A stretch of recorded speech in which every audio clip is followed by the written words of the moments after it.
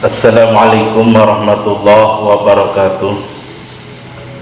Alhamdulillahirrabbilalamin. Wabihi nasta'in wa ala umuri dunya wa din wa ala alihi wa sahbihi ajma'in, amma ba'd.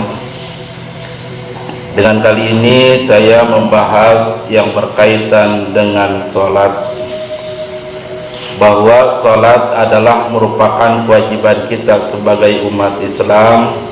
Kalau seandainya sholat kita tidak sempurna, sholat kita rusak, maka sholat kita tidak sah.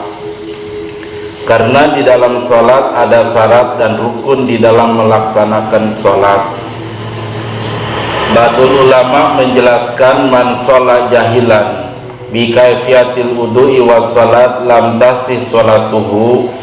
Barang siapa yang sholat kagak tahu tentang tata cara di dalam melaksanakan wudu dan sholat, maka tidak sah sholatnya. Walaupun akur itu sholatnya, walaupun akur sujud dan rukunya, tapi tidak dibarengi dengan ilmunya, maka sholatnya menjadi rusak. Karena ilmu adalah menjadikan syarat sahnya ibadah. Bahwa di dalam sholat, arti daripada sholat adalah af'alun wa aqwalun. Ada ucapan, ada pekerjaan, dan ada ucapan. Ucapan ada yang wajib, ucapan ada yang sunat.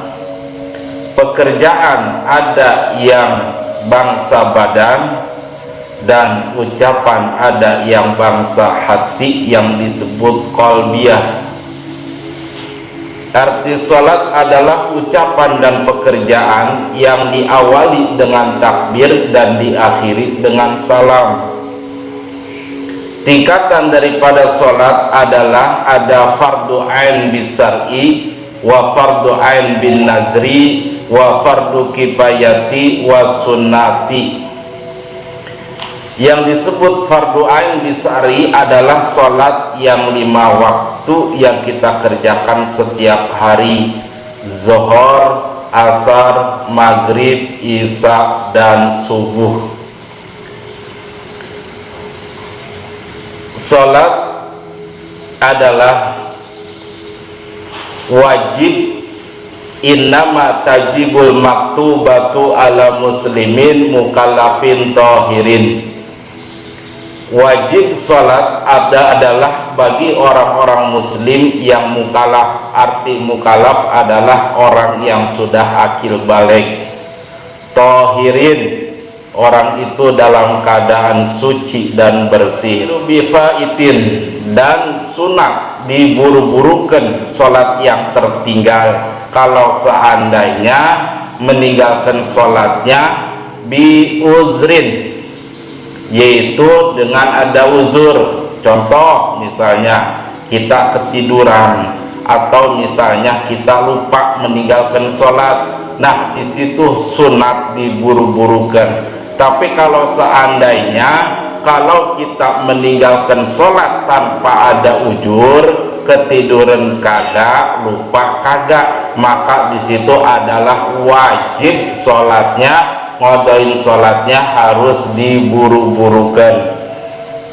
Wa yusanu tartibuhu wa taqdimuhu ala hadiratin, sunat ditertibkan dan wajib mendahulukan sholat yang ada, mendahulukan sholat yang qadha, ngebelakangkan sholat yang hadir. Contoh seperti begini, kita meninggalkan sholat zuhur umpamanya, pas kita bangun ataupun pas kita ingat ada di waktu asar, sedangkan waktu asarnya masih luas, waktu asarnya masih banyak, waktu asarnya masih banyak. Nah, di situ wajib kita mendahulukan sholat qada zuhur, ngebelakangkan sholat asar yang disebut ada.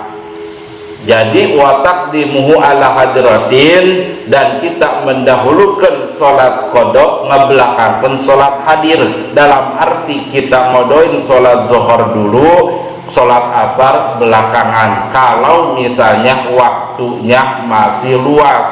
Kalau seandainya waktunya mepet, waktunya tinggal sedikit, kalau seandainya kita laksanakan sholat qada zuhur misalnya waktu asar bakal habis, maka di situ kita melaksanakan sholat ada dulu, yaitu melaksanakan sholat asar dulu. Beres daripada melaksanakan sholat asar, langsung kita melaksanakan sholat qada zuhur.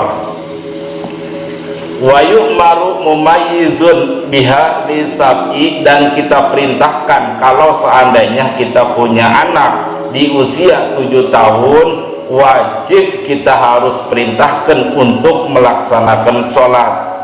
Wa yudrabu alaiha li usrin, kalau seandainya di usia 10 tahun kemudian anak kita meninggalkan sholat, di situ harus dipukul, dalam arti pukulannya yang tidak membahayakan kepada anak. Wa awal wajibin alal abai ta'limuhu anak nabiyana Muhammadan sallallahu alaihi wasallam. Pertama yang wajib sebagai orang tua kepada anaknya, ngajarin tentang sesungguhnya Nabi kita sallallahu alaihi wasallam bu'isa bima kata wadu fi nabil Madinah.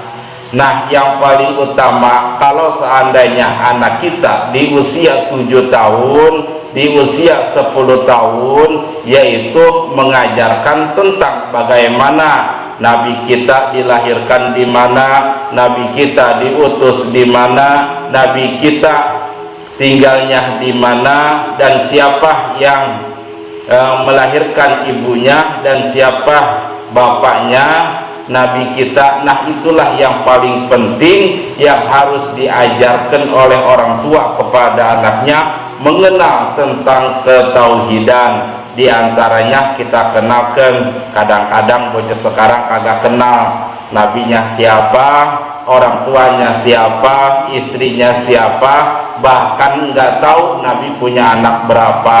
Nah, inilah kewajiban orang tua yang mengajarkan kepada anaknya tentang antara yaitu diutusnya Nabiullah yang berkaitan dengan sholat. Nah, nanti di sini dijelaskan tentang daripada syarat-syarat sholat. Surutus sholati khamsatun, syarat-syarat sholat jumlahnya ada 5. Ahaduha toharatun an hadasin wa janabatin. Ahaduha salah sahiji nehomsa iku toharatun susuci an hadasin saking hadas wa janabatin dan junub. Syarat sholat yaitu jumlahnya ada 5. Yang pertama adalah harus bersih daripada hadas, bersih daripada junub. Nah, di situ adalah pentingnya kita melaksanakan sholat. Sebelum kita melaksanakan sholat, perhatikan tentang daripada anggota kita, tentang daripada pakaian kita, tentang daripada tempat yang kita pakai sholat. Jangan sampai pakaian kita, sejadah kita, sarung kita terkena najis yang akhirnya sholat kita tidak sah. Yang keduanya adalah syarat daripada sholat, yaitu satrul aurati, menutupi aurat. Aurat kita jangan sampai terlihat, aurat kita jangan sampai kelihatan. Kalau seandainya posisi kita dalam keadaan sholat, kemudian aurat kita, paha kita, perut kita kelihatan, sama bolongan rokok misalnya, maka yang seperti itu sholat kita tidak sah. Jadi sebelum kita melaksanakan sholat, kita perhatikan pakaian kita, sarung kita. Jangan sampai sarung kita ini terkena najis, jangan sampai sarung kita ini bolong, yang akhirnya sholat kita tidak sah. Yang ketiganya adalah harus masuk waktu di dalam melaksanakan sholat. Kalau misalnya kita melaksanakan sholat kurang daripada waktu yang telah ditentukan, maka sholat kita tidak sah. Inna sholata kanat alal mu'minina kitaban mawquta. Sesungguhnya sholat adalah ada waktu yang telah ditentukan. Yang kelimanya adalah mustaqbilal kiblat, dalam arti kita sholatnya harus menghadap kiblat. Yang disebut kiblat adalah Ka'bah, yang disebut Ka'bah adalah kiblat. Kalau seandainya kita mengucapkan, mentalafuzkan usolli fardhu zuhri arba rakaati mustaqbilal Ka'bah, mustaqbilal kiblat, sama sah sholatnya. Yang penting mah niat, mau Ka'bah ke mau kiblat ke eta keneh sarua. Yang penting ketika melaksanakan sholat harus masuk waktu sholat dan harus menghadap kiblat. Kata Allah, fawalli wajhaka satrul masjidil haram, maka hadapkanlah wajah kamu, muka kamu ke arah Masjidil Haram, dalam arti ke kiblat. Itulah tentang daripada syarat-syarat sholat. Jangan sampai posisi kita melaksanakan sholat, akhirnya sholat kita kagak sah karena kita enggak tahu syarat di dalam melaksanakan sholat. Mungkin hanya itu yang dapat saya sampaikan yang berkaitan dengan sholat. Mudah-mudahan ada manfaatnya.